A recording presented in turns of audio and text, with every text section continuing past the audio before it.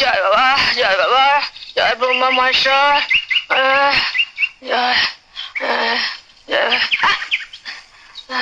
জয় দুর্গা লক্ষ্মী সরস্বতী, জয় জয় ভগবান দেবতা। আমায় ডাকছো? দেবতা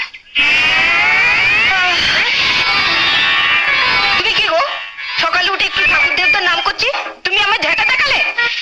উঠুন ঝাঁট দিচ্ছিলাম, তো হাতে ঝাঁটা থাকবে না তো কি রজনীগন্ধা ঠিক থাকবে? আচ্ছা হলো তো, এখন বলো কি বলবে। শুনলে তোমার বোনের কথা, শুনলে? কি গো শুনছো? আমার কথা শুনতে পেলে তবে তো শুনবে। শুনতে পেলে মানে?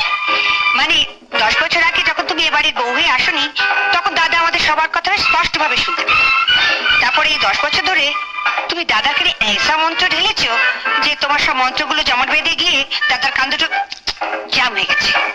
তুমি একটু উঁচু স্বরে কথা বলো তো, তাই তোমার কথাগুলো ফাঁক ফোকর দিয়ে দাদার কানে পৌঁছে যায়, কিন্তু আমাদের নো এন্ট্রি। তুমি হাসছো, ওর কথা শুনলে গা পিত্তে জ্বলে যায়। কি শুনতে বলছি, তুমিও দাদার মতন দুটো গায়ে নো এন্ট্রি বোর্ড ঝুলিয়ে নিলেই পারো না। এখন তাড়াতাড়ি বলো কেন ডেকেছো, ওদিকে আমার অনেক কাজ পড়ে আছে।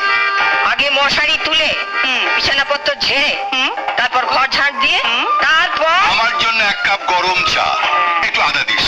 কাল রাতে আরো ঠান্ডা হয়ে গেছে, গলাটা কেমন ব্যথা ব্যথা করছে। তোমাদের সংসারে কেন যে আমি মা দুর্গা হয়ে জন্মালাম না? হঠাৎ এই কথা বলছো? না মানে মা দুর্গা হয়ে জন্মালে আমার কেমন 10খানা হাত থাকতো। একখানা হাতে তোমার মশারি তুলতাম, আরেকখানা হাতে তোমার বিছানার চাদর পাল্টে দিতাম, আরেকখানা হাতে ঝাড় দিতাম, আরেকখানা হাতে আদা আদা থ্যাতলাতাম। শুনলে না দাদা বললো আদা দিয়ে চা করে দিয়ে। আদাটা আগে না থ্যাতলালে চাটা করবো কি করে?